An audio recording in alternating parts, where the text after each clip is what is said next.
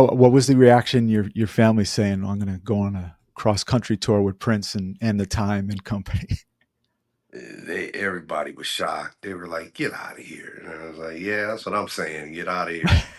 I, All right. I didn't understand it, what was happening because it was a dream and something I always wanted, but it was always a something that was more hobby. I do Mm, this as a hobby because I'll never make a living at this. And right. so when I pull out of school, that was a big decision. Yeah, yeah. And Prince, he's notorious for doing advanced scouting on musicians who he has come into Yeah. his fold. What was it like for you, and where was he taking note of your playing? Well, as most people know, my book, My Life in the Purple Kingdom, I talk about my days with the band Fantasy. That was a Mm, group that me and saxophone player, later became keyboard player, Michael Smith. mhm. He goes by the name Chico, though, but we formed that band together. And so we played a lot of, we called it Chitlet Circuit. We played a lot of, you know, clubs like the Elks Lodge and the Nakarima, the real small time private clubs, Mhm. because back then it was hard for a black band to break into mainstream because it was just segregated. People Right, want to act like it's not, but hey, I lived it, and the truth is, we were segregated. And right. so we never First Avenue. I got thrown out the first time I walked in there. They accused Wow. me of I was what? How old was I? 17. They accused me of harassing women. I was like, I didn't even talk to women at that time. I was too Wow. into my career, Yeah. my hobbies and stuff. And when they did that, I was like, you got to be kidding me. I wasn't looking at no girls. And they said you were harassing women, and they threw me out. So I knew what that was about. Yeah, yeah. It's like whatever. But times change. Prince opened a door, Mhm. uh, and it really squashed a lot of, or exposed a lot of Minneapolis's racism and segregation. And so, you know, um, got my point, but Yeah, no, that's all right. I hear you. yeah, And like talking about, he started speaking more on topics like that. I'm sure if he were still yeah, with us yeah, today, it'd be no doubt yeah, he'd be knee deep in it, yeah, saying exactly. what he's got on his mind.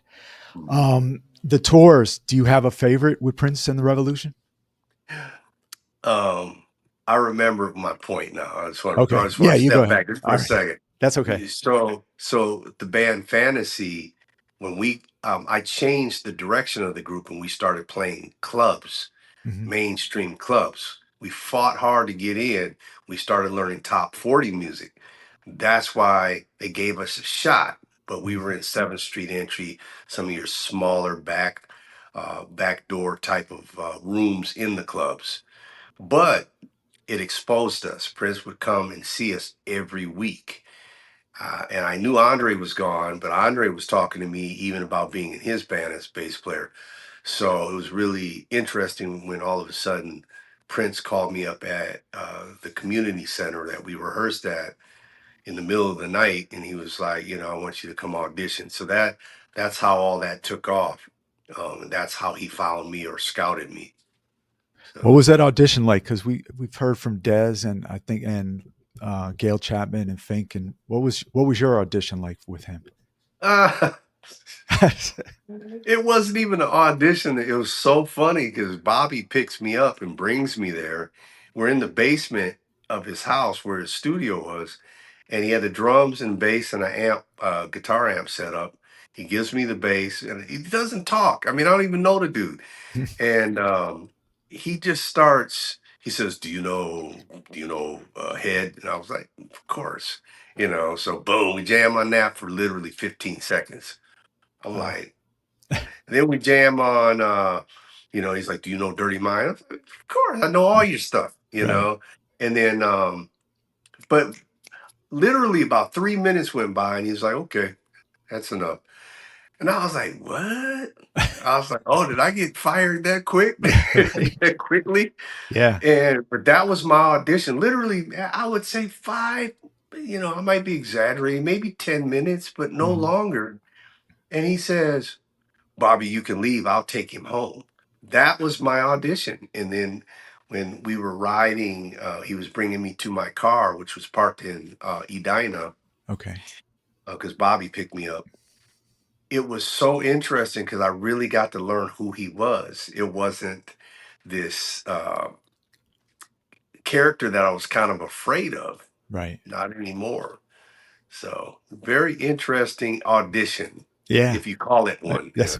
So he was big on popping in the cassette in there at the time and playing his music and testing it out in the Absolutely. car. Yeah. Yeah, I mean, I had a big stereo in my car because I loved the 808s, the subwoofers, and all that. But his was on a whole nother level. When I got in his car, the whole thing was shaking. It was rumbling, and he was letting me hear all the new music. And I got to hear Controversy.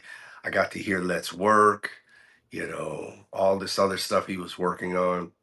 Heck, Erotic City, all that stuff before its time. Right. And he let me hear a lot of stuff, and I was pretty blown away because it was so different. I was even curious if it was even going to work. It was so Mm. different. Yeah. Even this today, when to this day, I'd put it something like that in the car, and I hear like different sounds that I was like I didn't hear Yeah, like when I was 20 years older when it came out. yeah, Yeah. yeah, Wow. It was yeah, amazing music coming out of his mind and fingers, and he had yeah, great collaborators, of course. yeah. He Yeah. did that. He did, Hmm. especially around after 1999.